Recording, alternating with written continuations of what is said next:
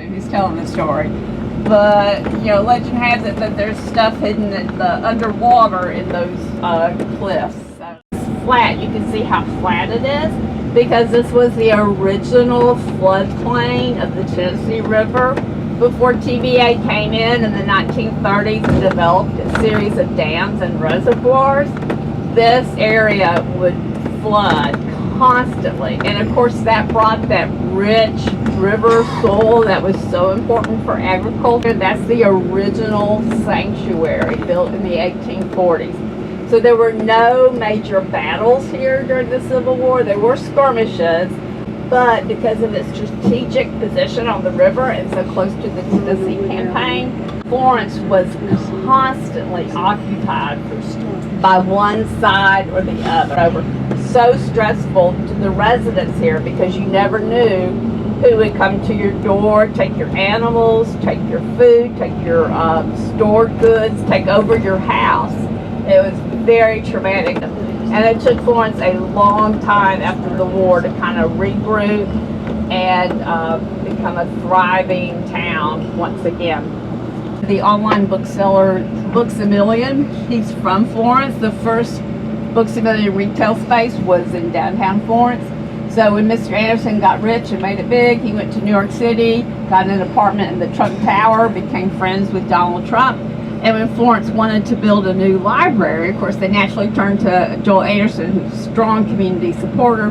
And he asked his buddy Donald Trump to come down for a fundraising day. Probably had the only library in the world that Donald Trump helped build. Pope's Tavern was built in the 1830s as a two-room house. Expanded, it became a boarding house in the 1850s. Then it served as a hospital used by both sides during the Civil War. Then it became a private residence. It opened as a museum in 1968. Civil War here in Florence. They had a lot of cotton. People made up 13% of the population here.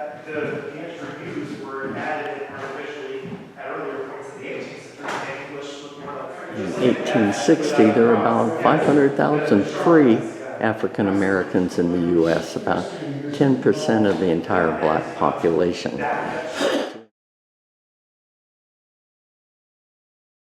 This cavalry saber was designed for slashing and is very heavy, hence the nickname. Now, this was a hospital during the war. These are bullets, carbine, pistol.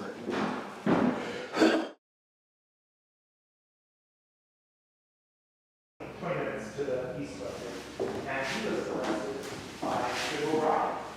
Famous the so-called defender of North Alabama, arrested by both your grandfather because his company with force arms and tried to get him to serve in the Confederate military that he wanted to. Got a clock pretty similar to that.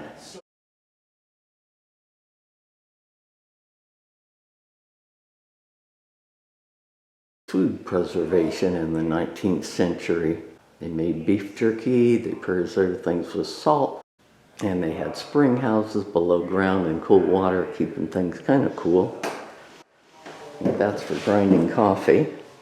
I guess that's a meat grinder. I'm sure that was used for making candles. Oh, it's a tobacco cutter. Model of a big house made without nails. It's held together with wooden pegs. Swing churn. I assume churn for making butter. Some old cast iron pots.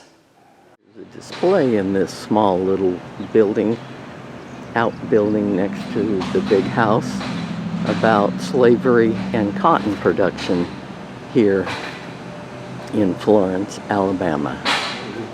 Building displacement and settlement, native peoples who lived along here for more than 10,000 years. They got removed. The big thing until Eli Whitney invented the cotton gin, or whoever did, and he got credit for it.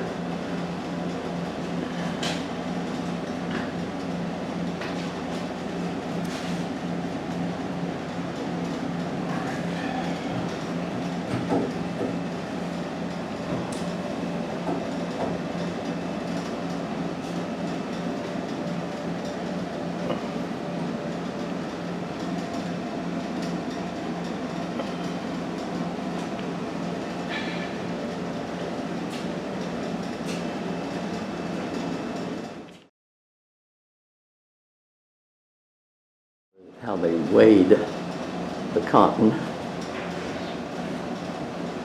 Trustee's sale of 9 valuable Negroes.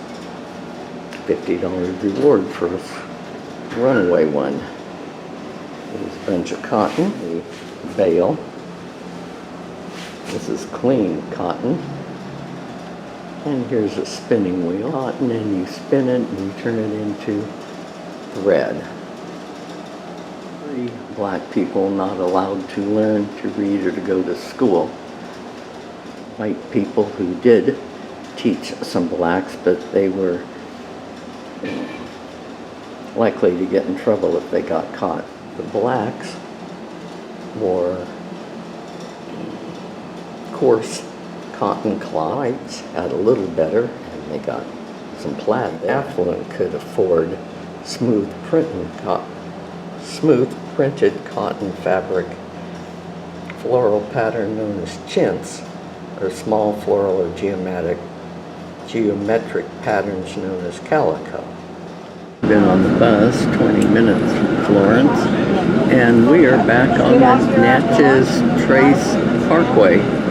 It seems like we've been on the bus that long. We were on it several days ago. Tupelo, 75 miles in Nashville, 100 and something. Yeah, I think we're out around an Indian reservation. No pictures in the prayer circle. Okay. This man is partly Native American, and his father built this whole structure over many years. There's stone from every state in the country and a whole bunch of other countries and territories. On the other side of where we were sitting is a prayer circle, but we can't take pictures of that. It would be sacrilegious. And this is the man whose great-grandmother was a full-blooded Indian, and she was headed on the Trail of Tears, and she managed to walk herself back here and was a healer.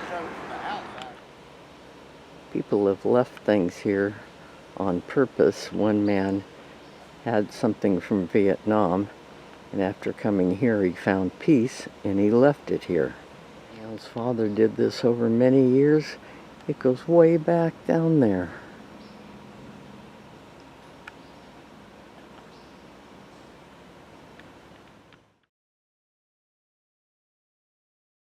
Quite a variety of different rocks that are brought here. Can I photograph the painted raccoons that's not put inside the solar? Yeah. Okay. This is a prayer circle. You can take pictures from the outside, but not the inside.